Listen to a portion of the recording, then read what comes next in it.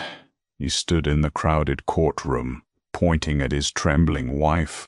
She's fat, lazy, and an absolute embarrassment, he sneered to the judge, demanding everything in the divorce.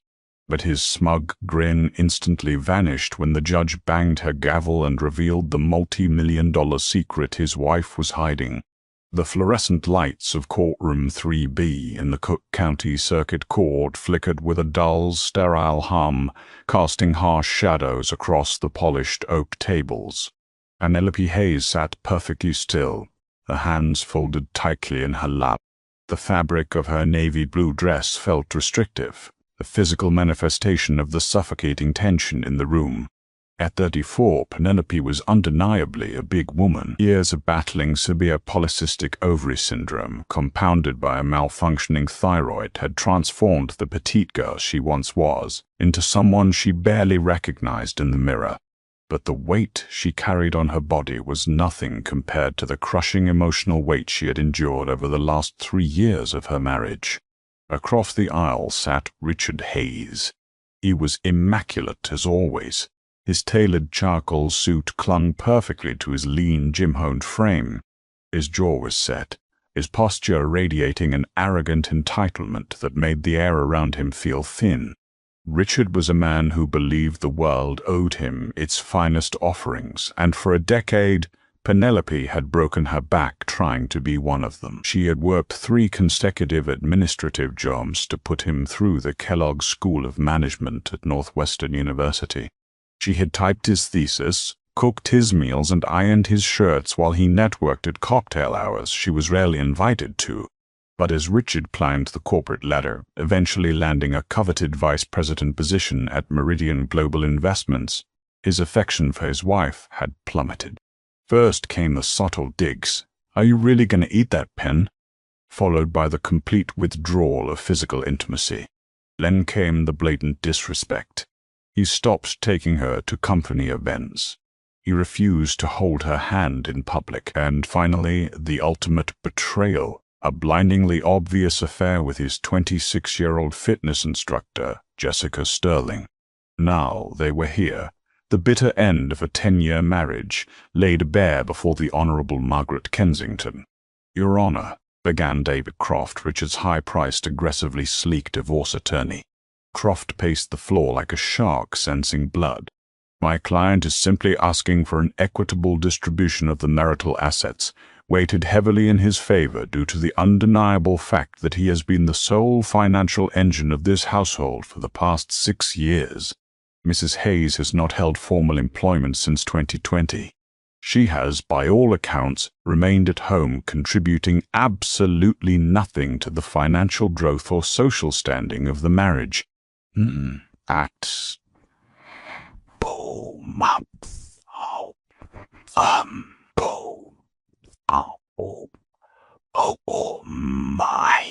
Penelope flinched, her eyes dropping to the scuffed linoleum floor. Her own attorney, Thomas Abernathy, a soft-spoken older man with a grandfatherly demeanor and wire-rimmed glasses, patted her arm gently. Croft continued, his voice echoing loudly. "Mr. Hayes is a respected executive. His career requires a certain image, a certain lifestyle.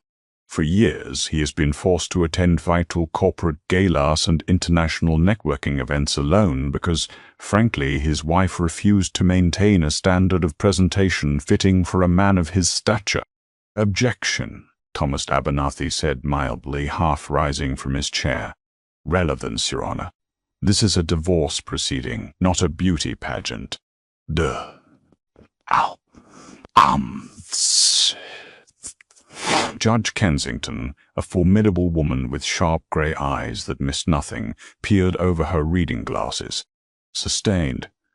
"Mr. Pyne, Croft, stick to the financials. I have no interest in your client's aesthetic preferences." Richard leaned forward, his face flushed with indignation. He couldn't help himself. His narcissism demanded to be heard. "It's not just about aesthetics, Your Honor," Richard blurted out, ignoring his lawyer's frantic hand gesture to stay quiet. "It's about effort. I work 80 hours a week building a future, and I come home to a woman who can't even be bothered to walk on a treadmill. She's lazy. She's let herself go completely. It's an embarrassment. I am humiliated every time someone asks about my wife. I shouldn't have to forfeit the house I paid for, or my hard-earned stock options, to a woman whose only hobby is ordering takeout and watching daytime television. The courtroom fell dead silent. In the gallery, a few rows back, Penelope could hear a faint, malicious giggle. She didn't need to turn around to know it was Jessica, sitting there in a skin-tight designer dress paid for by Richard's bonuses, relishing every second of Penelope's public humiliation. Tears pricked Penelope's eyes, but she refused to let them fall. She swallowed the lump in her throat, her knuckles turning white as she gripped her purse. Richard's words were a brutal echo of the emotional abuse she had suffered behind closed doors, now broadcasted for the court record. He was painting her as a pathetic, stagnant leech who'd anchored him down. "Mr. Hayes," Judge Kensington warned, her voice dropping an octave, cold and authoritative. "One more outburst like that, and I will hold you in contempt." "Do I make myself clear?" "Crystal, Your Honor," Richard muttered, sinking back into his leather chair, though a defiant, self-satisfied smirk lingered on his lips. He thought he had won. He thought he had successfully established the narrative. He was the victim of a lazy, embarrassing spouse, and he deserved to walk away with the lion's share of their multi-million-dollar estate. But Richard didn't know everything. He didn't know what Penelope had been doing on her laptop during those long, lonely nights while he was working late in hotel rooms with Jessica. And he certainly didn't know that the very foundation of his inflated ego was about to be ripped out from under him. The proceedings moved into the grueling phase of asset disclosure. The marital estate was substantial, primarily due to Richard's lucrative compensation package at Meridian Global Investments. They owned a sprawling 5-bedroom historic home in Evanston, a fleet of luxury cars, and a significant portfolio of investments. Richard's lawyer, Mr. Croft, projected a spreadsheet onto the courtroom monitor. "As you can see, Your Honor, Mr. A's base salary is $450,000 a year, supplemented by annual bonuses that often exceed his base. Furthermore, he holds an estimated $2 million in unvested stock options in Meridian." No. Croft turned toward Penelope, his gaze dripping with condescension. "We are proposing a generous settlement. Mrs. Hayes will receive a lump sum of $200,000 to aid in her transition into the workforce. She will retain the 2018 Honda Accord. In exchange, Mr. Hayes will retain the Evanston property, all retirement accounts, and full ownership of his Meridian stock options. We believe this is more than fair given Mrs. Hayes' lack of financial contribution." Thomas Abernathy stood up slowly, adjusting his glasses. He looked almost out of his depth compared to the slick, aggressive Croft. "Your Honor, if I may, we contest this division entirely. My client is entitled to 50% of all marital assets, including the Evanston home and the Meridian stock options. Furthermore, we are requesting permanent alimony." Richard barked a harsh laugh. "Alimony? For what? So she can eat her way through my paycheck? Mr. Hayes." Judge Kensington slammed her gavel down, the sharp crack echoing like a gunshot. "I warned you." "Apologies, Your Honor." Croft intervened smoothly. "But Mr. Abernathy's demands are absurd. Mrs. Hayes is fully capable of working. She has simply chosen not to. To demand half of a fortune she had no hand in creating is extortion." "No hand in creating?" Thomas asked, his voice suddenly losing its grandfatherly softness. A sharp, precise edge crept into his tone. He walked over to his briefcase and pulled out a thick, bound folder. "Mr. Hayes, you stated earlier that you're the sole financial engine of your household. Is that correct?" Richard adjusted his tie, looking bored. "Obviously. And you are a vice president at Meridian Global Investments, an acquisition firm specializing in tech startups." "I am the youngest VP in the firm's history," Richard corrected proudly. "I spearheaded the acquisition of 3 major software platforms just last year. My division accounts for 1/4 of the firm's annual revenue. Impressive, Thomas noted dryly. And you feel your wife, Penelope, has no understanding of your work? No involvement. Penelope barely understands how to set the Wi-Fi router, Richard scoffed, rolling his eyes.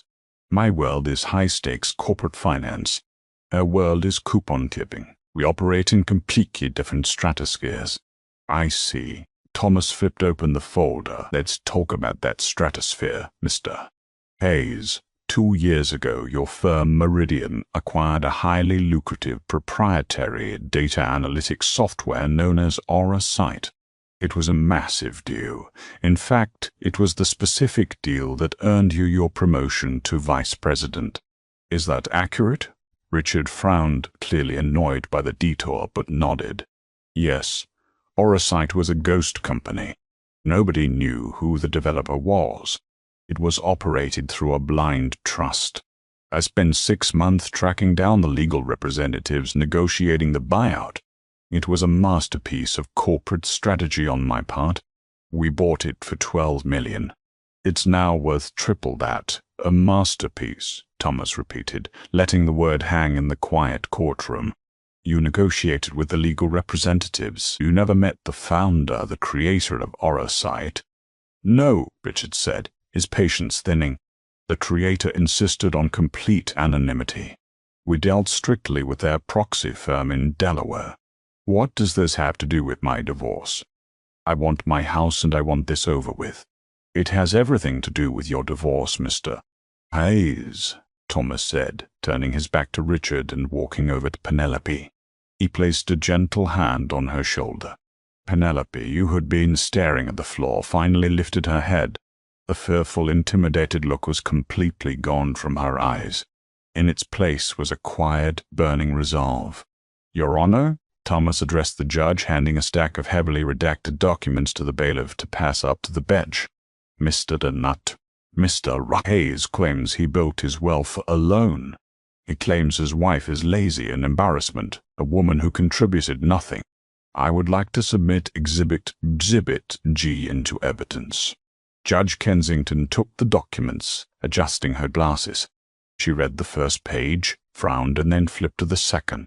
The courtroom was so quiet you could hear the rustle of the heavy paper. Slowly the judge's eyes widened.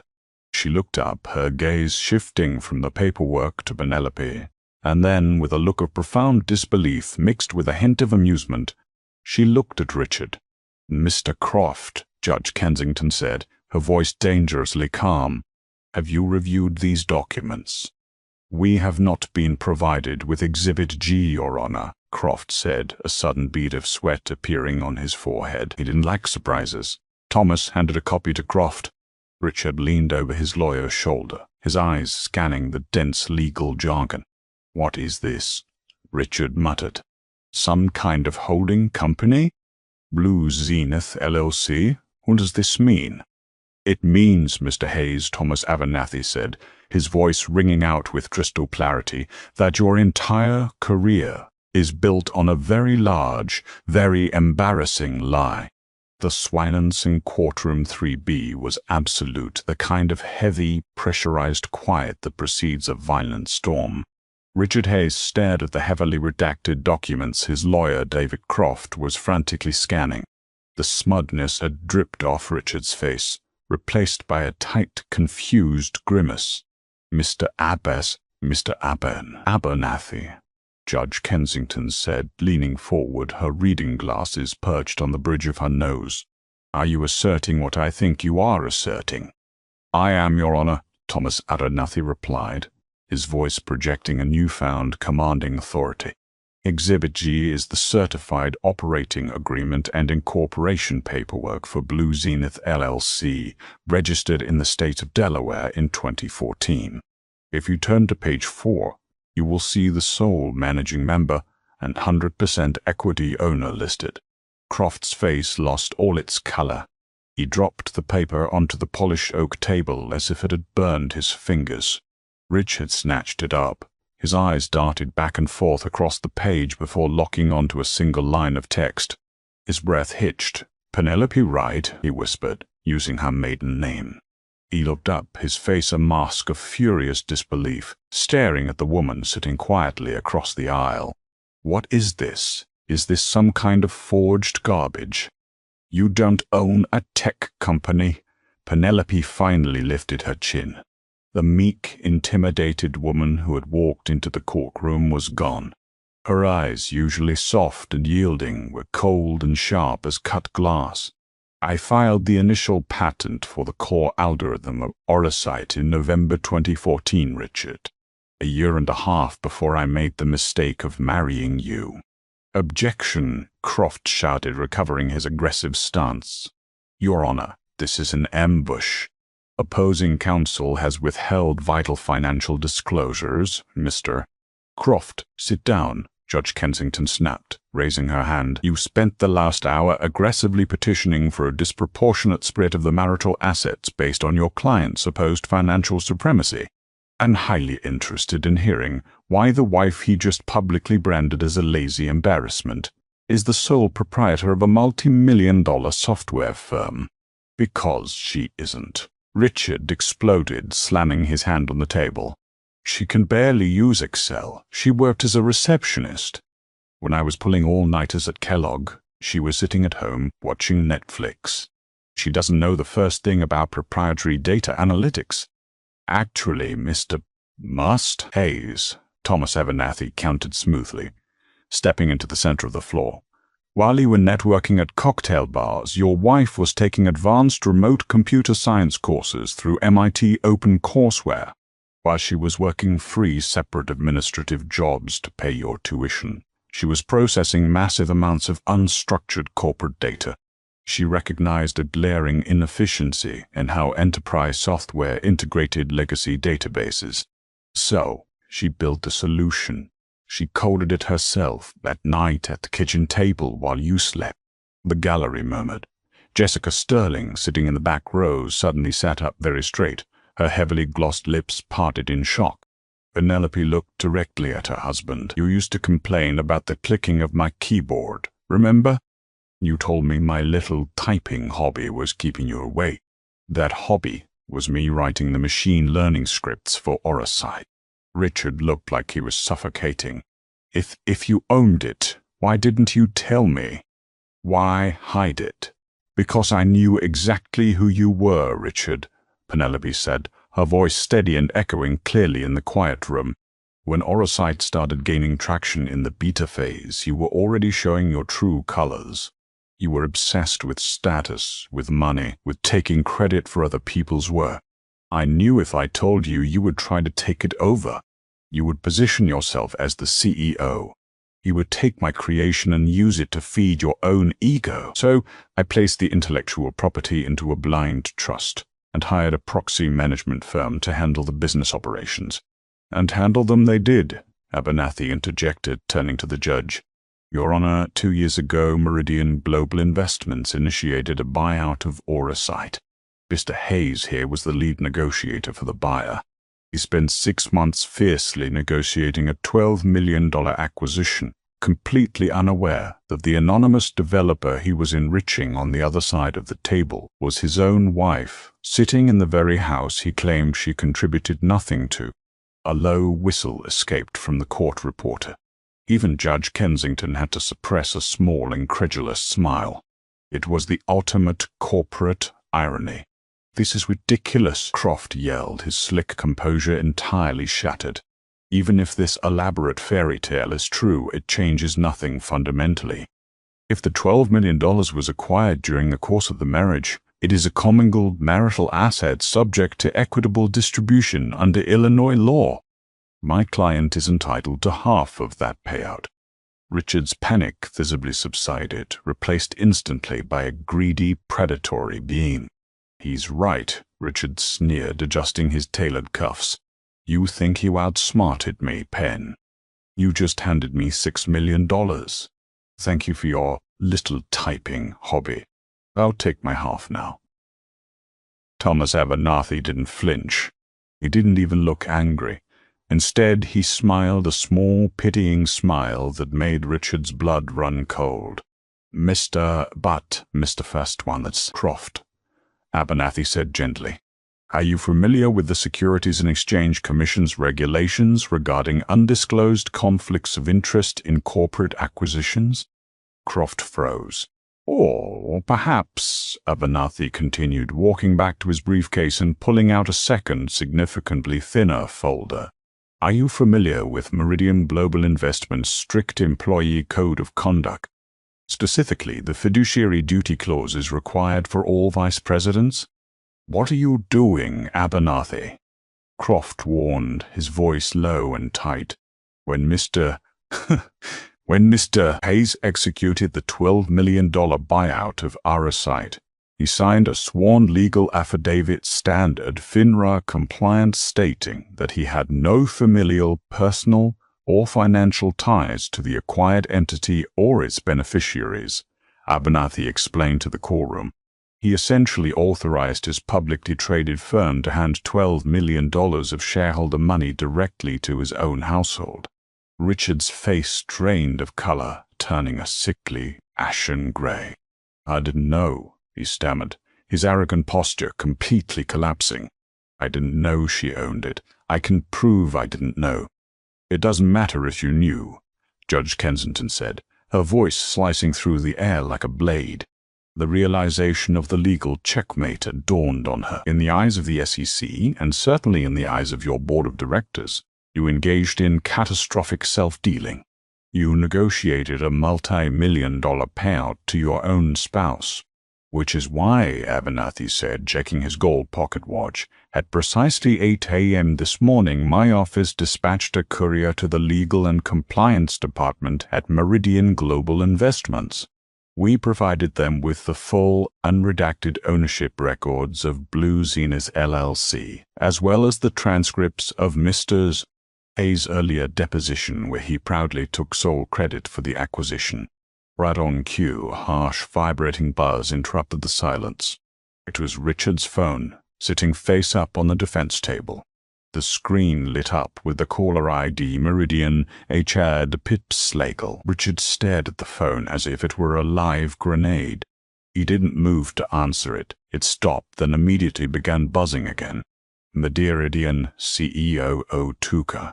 The courtroom watched in absolute silence as Richard Hayes's meticulously curated life disintegrated in real time. The buzzing phone was a relentless, damning heartbeat on the oak table.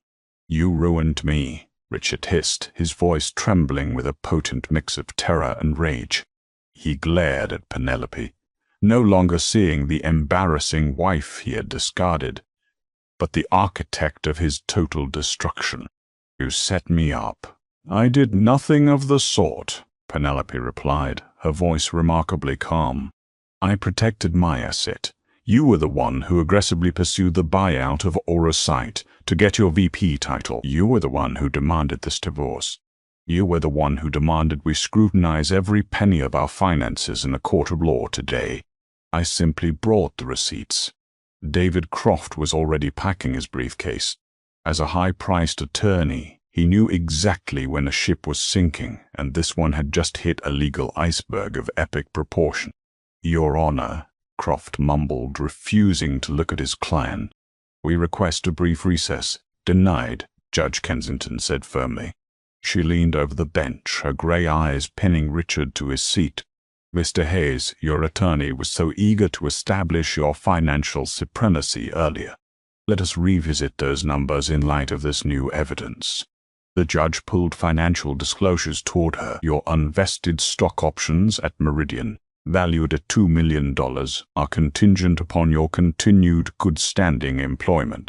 Given that you are currently facing termination for gross misconduct and a likely SEC investigation for securities fraud, those options are effectively worthless. Is that correct, Mr. Abernathy? That is correct, Your Honor.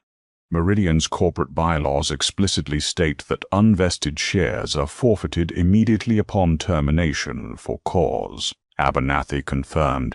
Furthermore, the judge continued, the $12 million from the Arasite acquisition was routed into a Delaware-based corporate trust established by Miss Howe right prior to your marriage. The funds were never commingled with your joint accounts. Therefore, under Illinois law, that trust remains her sole, separate property. You have zero claim to it." Richard slumped in his chair, his hands gripping his hair. The immaculate suit suddenly looked 3 sizes too big for him. The reality was crashing down. He had no stocks, he was about to have no job, and his reputation in the financial sector was permanently radioactive. No firm would ever hire an executive who accidentally bought his own wife's company with shareholder funds. "Which brings us to the marital estate," Judge Kensington announced, her tone shifting to finality. "The Evanston property and the remaining liquid savings. Given the circumstances, and Mr. Hayes' blatantly attempting to use the court to financially abuse and humiliate his wife, I am ordering a 60-40 split of the liquid assets in favor of Mrs. Hayes. And the house? And the house?" Richard croaked out, desperate to cling to any semblance of his former status. "I paid the mortgage. With money your wife helped you earn by putting you through graduate school," the judge retorted. "Mrs. Hayes, do you want the Evanston property?" Penelope looked at Richard. She saw the man who had belittled her weight, mocked her intellect, and flaunted his infidelity. She looked at the gallery and saw Jessica Sterling, who was quietly slinking out of the courtroom doors, having realized that her wealthy catch was about to be unemployed and buried in legal debt. "No, Your Honor," Penelope said, a genuine smile touching her lips for the first time in years. "He can keep the house. He'll need a place to live while he liquidates it, to pay his SEC defense attorneys. I prefer something with a little more natural light, and frankly the energy in that house is toxic." Judge Kensington nodded approvingly. "Very well, the Evanston property will be sold, with the proceeds divided equally. Mr. Hayes, you will be responsible for your own legal fees. Mrs. Hayes, you are granted your divorce, effective immediately." The gavel came down with a resounding crack. It was the sweetest sound Penelope had ever heard. As the court adjourned, Richard sat frozen at the defense table, his phone now flashing a barrage of emails from Meridian's legal department. It was a king who had just discovered his castle was made of sand, and the tide had just rolled in.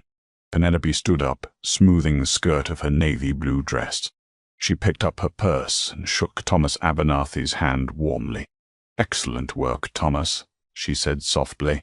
"It was a pleasure, Penelope, truly a master class in patience." The older lawyer chuckled, snapping his briefcase shut. Without a backward glance at the man who had tormented her, Penelope Hayes, soon to be Penelope Wright, again walked down the center aisle of the courtroom. When she pushed open the heavy double doors and stepped out into the bustling Chicago street, the afternoon sun hit her face. She took a deep breath of the city air. She wasn't an embarrassment.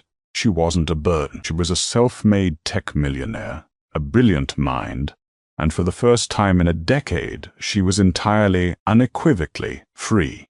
She pulled out her phone, ignored a dozen frantic texts from Richard, and dialed her wealth manager. "Hi, David," Penelope said, stepping into a waiting black car. "It's done. Let's start looking at commercial real estate for the new headquarters. I'm ready to go public. If you loved this shocking courtroom twist and Penelope's brilliant revenge, hit that like button right now. Don't forget to share this incredible story of karma with your friends, to remind everyone never to judge a book by its cover. Subscribe to our channel for more real-life drama, unbelievable legal showdowns, and satisfying revenge stories uploaded every single week. See you in the next video.